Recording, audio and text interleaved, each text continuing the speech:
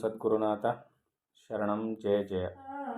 ಓಂ ಸಚ್ಚಿದಾನಂದ ಶರಣಂ ಜಯ ಜಯ. ಎಲ್ಲರಿಗೂ ನನ್ನ ನಮಸ್ಕಾರಗಳು. ಜ್ಞಾನೇಶ್ವರಿ ಗೀತಾಮೃತ ಶ್ರೀಕೃಷ್ಣ ಅರ್ಜುನರ ಸಂವಾದ ರೂಪವನ್ನು ನಾವು ನೋಡ್ತಾ ಇದ್ದೋ. ಅದರಲ್ಲಿ ಪರಮ ಭಕ್ತನು ಯಾರು, ಪರಮ ಯೋಗಿ ಯಾರು, ಶ್ರೇಷ್ಠವಾದವನು ಯಾರು ಅನ್ನುವ ವಿಚಾರವಾಗಿ ಕೃಷ್ಣನು ಅನೇಕವಾಗಿ ಹೇಳ್ತಾ ಇದ್ದ. ಅಂದರೆ ಯಾವ ಭಕ್ತನು ಪ್ರೇಮಪೂರಿತ ಹೃದಯದಿಂದ ದಿನರಾತ್ರಿಗಳೆನ್ನದೆ ಸರ್ವೇಂದ್ರಿಯ ಸಮೇತ ಮನೋಭಾವನೆಗಳನ್ನೆಲ್ಲ ನನಗೆ ಅರ್ಪಿಸಿ ಸದಾ ನನ್ನನ್ನು ಉಪಾಸಿಸುವನೋ, ಮತ್ತು ಯಾವ ಭಕ್ತನು ಈ ರೀತಿ ತನ್ನ ಸರ್ವಸ್ವವನ್ನು ನನಗೆ ಅರ್ಪಿಸುವನೋ ಅವನನ್ನೇ ಪರಮ ಭಕ್ತನೆಂದು, ಯೋಗಯುಕ್ತನೆಂದು, ಶ್ರೇಷ್ಠತಮನೆಂದು ತಿಳಿಯುವೆನು. ತನ್ನ ಸರ್ವಸ್ವವನ್ನು ನನಗೆ ಅರ್ಪಿಸುವವನು ಅಂತ ಇಲ್ಲಿ ಸಂಪೂರ್ಣ ಶರಣಾಗತಿ ಭಾವ. ಅನೇಕ ಜನ ಭಕ್ತರುಗಳೆಲ್ಲ ಇದೇ ಮಾಡಿರ್ತಕ್ಕಂಥದ್ದು. ಆದರೆ ನಾವು ಹೇಗೆ ಇಟ್ಕೊಂಡಿರ್ತೀವಿ ಅಂದರೆ, ನಮ್ಮಿಂದ ಏನಾದರೂ ಸಾಧ್ಯವಾಗುತ್ತೆ ಅನ್ನುವ ದೃಷ್ಟಿಯಲ್ಲಿ ನಾವು ನಮ್ಮ ಬಲದ ಮೇಲೆ ನಂಬಿಕೆ ಇಟ್ಕೊಂಡು ಎಷ್ಟೋ ಕೆಲಸಗಳನ್ನ ಮಾಡ್ತೀವಿ. ಆದರೆ ನಾನೇನೂ ಅಲ್ಲ, ನಾನು ದುರ್ಬಲನು, ನೀನೇ ನನಗೆಲ್ಲವನ್ನು ಕೊಡ್ತಕ್ಕಂಥವನು, ನಿನ್ನ ಆಶೀರ್ವಾದ ಇಲ್ಲದೆ, ನಿನ್ನ ಕೃಪೆ ಇಲ್ಲದೆ ನಾನು ಏನನ್ನೂ ಮಾಡಲಾರೆ ಅನ್ನುವ ಆ ಸಂಪೂರ್ಣ ಶರಣಾಗತಿ ಭಾವದಿಂದ ಯಾರು ಪರಮಾತ್ಮನಲ್ಲಿ ಅರ್ಪಿಸ್ಕೊಳ್ತಾರೋ ಅವನು ಪರಮ ಭಕ್ತ ನೆನೆಸ್ಕೊಳ್ತಾನೆ ಅಂತ ಇಲ್ಲಿ ಪರಮಾತ್ಮನು ಹೇಳ್ತಾ ಇದ್ದ. ಮುಂದುವರೆದು ಹೇಳ್ತಾನೆ, ಹೇ ಅರ್ಜುನ, ಎರಡನೇ ಭಕ್ತರಾದವರು ಸೋಹಂಭಾವ ವೃತ್ತಿಯನ್ನು ಅವಲಂಬಿಸಿ ನಿರ್ಗುಣನು, ನಿರವಯವ ಅಂದರೆ ಯಾವ ಅಂಗಾಂಗಗಳು ಇಲ್ಲದವನು, ನಿರವಯವನು, ಅಕ್ಷರ ಸ್ವರೂಪನು ಅಂದರೆ ಕ್ಷರ ಅಕ್ಷರ. ಇಲ್ಲಿ ಅವನು ಯಾವಾಗಲೂ ನಿತ್ಯ ನಿರಂತರವಾಗಿ ಇರ್ತಕ್ಕಂಥವನು, ಅವನು ಅಕ್ಷರ, ಅವನಿಗೆ ನಾಶವಿಲ್ಲ. ಅಕ್ಷರ ಸ್ವರೂಪನು ಆದ ನನ್ನ ಸಾಕ್ಷಾತ್ಕಾರವನ್ನು ಪಡೆಯುವರು. ಎರಡನೇ ಭಕ್ತರಾದವರು ಸೋಹಂಭಾವ ವೃತ್ತಿಯನ್ನು ಅವಲಂಬಿಸಿ. ಈ ಸೋಹಂಭಾವ ವೃತ್ತಿ ಅಂತಕ್ಕಂಥದ್ದು ತುಂಬ ದೊಡ್ಡ ವಿಚಾರ. ನಿರ್ಗುಣ ಉಪಾಸನೆಯಲ್ಲಿ ಇರ್ತಕ್ಕಂಥದ್ದಿದು. ಇದನ್ನು ಹಲವಾರು ಆಡಿಯೋಗಳಲ್ಲಿ ಈ ವಿಚಾರವಾಗಿ ತುಂಬ ವಿಸ್ತಾರವಾಗಿ ಹೇಳಿದ್ದೀನಿ. ಶ್ರೀ ಪರಮಹಂಸ ಸಚ್ಚಿದಾನಂದ ಯೋಗೀಶ್ವರ ಗುರುಗಳು ತಮ್ಮ ಜೀವ ಬ್ರಹ್ಮೈಕ್ಯ ರಾಜಯೋಗ ಸಾರಾಮೃತ ಗ್ರಂಥದಲ್ಲಿ ಸಂಪೂರ್ಣವಾಗಿ ಇದೇ ವಿಚಾರವನ್ನೇ ಹೇಳಿರ್ತಕ್ಕಂಥದ್ದು. ಅದನ್ನು 400 ಆಡಿಯೋಗಳು ಇದೆ ಅದಕ್ಕೆ ಸಂಬಂಧಪಟ್ಟಂತೆ. ಅದಲ್ಲದೇ ಮಧ್ಯದಲ್ಲಿ ಬೇರೆ ಬೇರೆ ಆಡಿಯೋಗಳನ್ನ ಮಾಡೋ ಕೂಡ ಅದರ ವಿಸ್ತಾರ ರೂಪವನ್ನು ಹೇಳಿದ್ದೀನಿ. ಆದರೂ ಕೂಡ ಇಲ್ಲಿ ಸಂದರ್ಭಾನುಸಾರವಾಗಿ ಸ್ವಲ್ಪವನ್ನು ಹೇಳ್ತೀನಿ. ಈ ಸೋಹಂಭಾವ ವೃತ್ತಿಯನ್ನು ಅವಲಂಬಿಸುವುದು ಅಂದರೆ ಯಾವ ರೀತಿಯಲ್ಲಿ ಅಂದರೆ, ಸೋಹಂ ಅಂದರೆ ನಾನೇ ಪರಮಾತ್ಮನೆಂಬ ಭಾವ. ಅಲ್ಲಿ ಪರಮಾತ್ಮ ಎಲ್ಲೆಲ್ಲಿಯೂ ಪರಮಾತ್ಮನೇ ಇರ್ತಕ್ಕಂಥದ್ದು, ಪರಮಾತ್ಮ ಸರ್ವವ್ಯಾಪಕನಾಗಿದ್ದಾನೆ ಅನ್ನುವುದು ಭಕ್ತಿ ಭಾವ. ಆದರೆ ನಾನೇ ಪರಮಾತ್ಮ, ನಾನೇ ಪರಬ್ರಹ್ಮ ಅಂತಕ್ಕಂಥದ್ದು ಸೋಹಂಭಾವ. ಎರಡೂ ಒಂದೇ ಅರ್ಥ. ಪರಮಾತ್ಮ ಎಲ್ಲೆಲ್ಲಿಯೂ ತುಂಬಿದ್ದಾನೆ ಅಂದಮೇಲೆ ನನ್ನಲ್ಲೂ ತುಂಬಿದ್ದಾನೆ ಅಂದಮೇಲೆ ಎಲ್ಲದರಲ್ಲಿ ಇರುವ ಪರಮಾತ್ಮ ನನ್ನಲ್ಲಿ ಇದ್ದಾನೆ ಅಂದರೆ ಆ ಪರಮಾತ್ಮ ನಾನೇ ಅಂತಲೇ ಅರ್ಥ. ಅದು ಭಕ್ತಿ.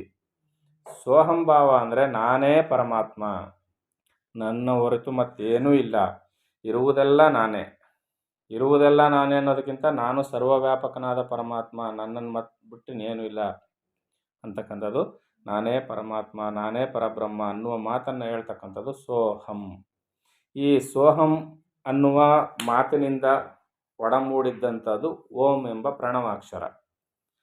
ಆ ಓಂ ಎಂಬ ಆ ಪ್ರಣವಾಕ್ಷರ ಒಂದು ಮಿಕ್ಕ ಅದರ ವಿಸ್ತರಣೆಯನ್ನು ಎಲ್ಲರೂ ನೋಡಿದಿರಿ.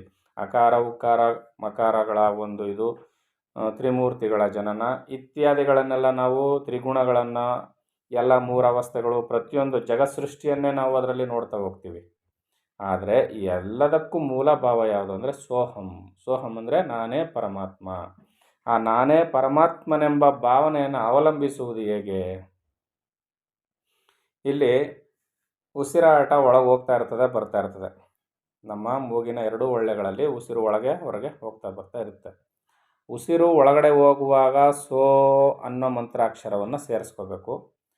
ಉಸಿರು ಹೊರಗೆ ಬರುವಾಗ ಹಮ್ ಎಂಬ ಅಕ್ಷರವನ್ನು ಸೇರಿಸ್ಕೋಬೇಕು. ಮನಸ್ಸಲ್ಲಿಯೇ, ಬಾಯಲ್ಲೇ ಹೇಳೋದಲ್ಲ. ಉಸಿರು ಒಳಗೆ ಹೋಗ್ತಾ ಇರ್ತದೆ, ಆಗ ಸೋ ಅಂತ ಮನಸ್ಸಲ್ಲೇ ಅನ್ಕೋಬೇಕು. ಉಸಿರು ಹೊರಗೆ ಬರ್ತಾ ಇರ್ತದೆ, ಆಗ ಹಮ್ ಅನ್ನೋ ಭಾವನೆಯನ್ನು ನಾವು ಮನಸ್ಸಿನಲ್ಲಿ ಅನ್ಕೋಬೇಕು. ಯಾಕೆ ಹಂಗೆ ಅನ್ಕೋಬೇಕಂದ್ರೆ ಉಸಿರಾಟದ ಜೊತೆಯಲ್ಲಿ ಸಂಕಲ್ಪಗಳು ಉತ್ಪತ್ತಿ ಆಗ್ತಾ ಇರುತ್ತಲ್ಲ, ಆ ಸಂಕಲ್ಪಗಳ ಜಾಗದಲ್ಲಿ ಈ ಬೀಜಾಕ್ಷರವನ್ನು ಹಾಕಬೇಕು. ಸಂಕಲ್ಪಗಳು ಯಾವುದಕ್ಕೂ ಎಡೆ ಮಾಡಿಕೊಡದೆ ಉಸಿರಾಟದ ಜೊತೆಯಲ್ಲಿ ಸೋನ ಅಕ್ಷರವನ್ನು ಜೊತೆಲಿ ತಗೊಂಡು ಹೋಗೋದು, ಉಸಿರಾಟದ ಜೊತೆಯಲ್ಲಿ ಹಮ್ ಎಂಬ ಅಕ್ಷರವನ್ನು ಜೊತೆಲಿ ತಗೊಬರೋದು. ಮನಸ್ಸು ಈ ಉಸಿರಾಟ ಮತ್ತು ಮಂತ್ರದ ಜೊತೆಯಲ್ಲಿ ಮನಸ್ಸು ವಿಲೀನವಾಗಬೇಕು. ಚೆನ್ನಾಗಿ ಅರ್ಥ ಆಗ್ತಾ ಇದೆ ಅಲ್ವಾ? ಸೋ ಅಂತ ಹೋಗ್ತಾ ಇರ್ತದೆ ಉಸಿರಾಟ, ಅದರ ಜೊತೆಯಲ್ಲಿ ಆ ಮನಸ್ಸನ್ನು ಲೀನ ಮಾಡೋದು. ಉಸಿರು ಹೊರಗೆ ಬರ್ತಾ ಇರುತ್ತೆ, ಹಮ್ ಅಂತ ಅಕ್ಷರವನ್ನು ಮನಸ್ಸಿನಲ್ಲೇ ಉಚ್ಚಾರಣೆ ಮಾಡೋದು, ಮನಸ್ಸು ಅದರಲ್ಲಿ ವಿಲೀನ ಮಾಡೋದು.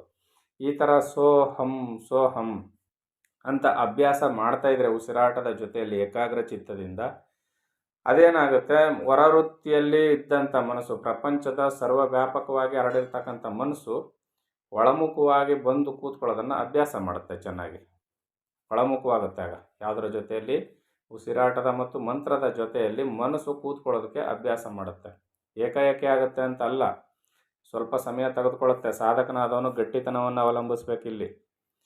ಈ ಥರ ಮಾಡ್ತಾ ಇದ್ದಾಗ ಸೋಹಂ ಭಾವನೆ ಮಾಡ್ತಾ ಮಾಡ್ತಾ ಮಾಡ್ತಾ ಏನಾಗುತ್ತೆ, ಆರಂಭದಲ್ಲಿ ಯಾಂತ್ರಿಕವಾಗಿ ಆರಂಭವಾದಂಥ ಈ ಸಾಧನೆ ಕೊನೆಗೇನಾಗುತ್ತೆ, ಅದು ಭಾವದಲ್ಲಿ ಅಳವಡ್ತದೆ. ನಾನೇ ಪರಮಾತ್ಮನೆಂಬ ಭಾವ ದೃಢವಾಗ್ತಾ ಹೋಗುತ್ತೆ.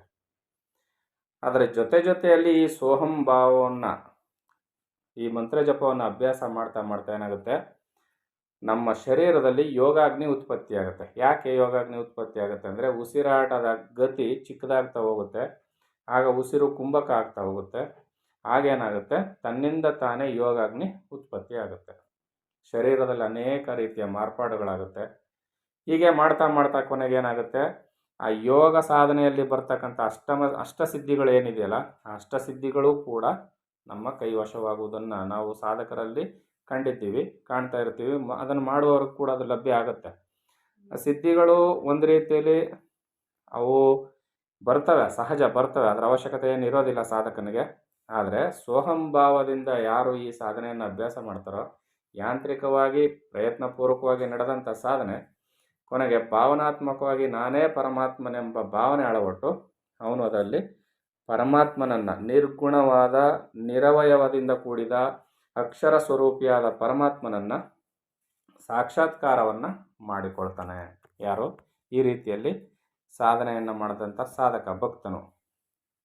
ಆಮೇಲೆ ಏನಾಗುತ್ತೆ, ಯಾವನನ್ನು ಮನಸ್ಸು ಸೇರಲಾರದೋ, ಯಾವನಲ್ಲಿ ಬುದ್ಧಿಯ ಕಿರಣವೂ ಸಹ ಪ್ರವೇಶಿಸಲಾರದೋ, ಯಾವನು ಧ್ಯಾನಬಲಕ್ಕೂ ಸಹ ದೊರೆಯಲಾರನೋ. ನೋಡಿ ಎಂಥ ಮಾತುಗಳು ಹೇಳ್ತಾ ಇದ್ದಾನೆ.